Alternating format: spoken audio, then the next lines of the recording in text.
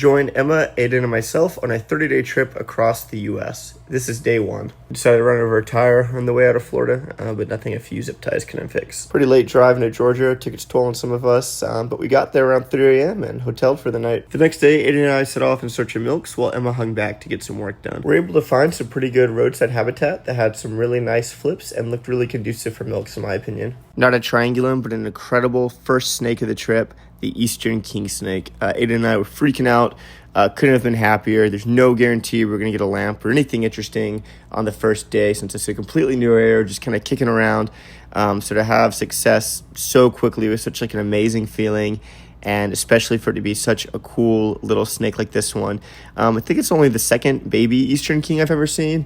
And just as a species, Lampropeltis scutula, they've really just kind of skyrocketed as one of my favorite snakes in the U.S. I was also just a really big fan of this like riparian habitat we found him adjacent to and decided to kind of sit there and enjoy it for a while. And while doing so, I noticed this Eastern garter snake poking his head out of a root system. Decided to grab him, and there you can see him side by side there. Also got a look at what is probably my lifer, spiny softshell, but he dipped, and Aiden, being the turtle guy he is, decided to go in and try to catch him, but sadly we kind of lost sight of him. Flipped some artificial cover, but only managed to turn up slimy salamanders, including this pretty big one. We moved on to something more mundane on the way back to pick up Emma, and we didn't get into any good milk habitat, but Aiden did flip my first of year Eastern worm, which is a nice consolation. Chilled in the lobby to get some work done, and then it was time to head out. Emma spotted this artificial cover roadside, and we decided to give it a shot. And we found a nice little pair of ringnecks and a pair of copperheads, first of the trip. Got into some more rocks that didn't produce, and then also some artificial cover that didn't produce, but we did manage to find this little vole, which was really cute.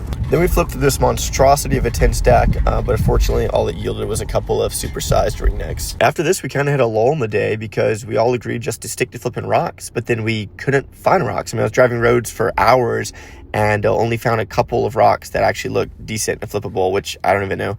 I guess I'm just bad at herping.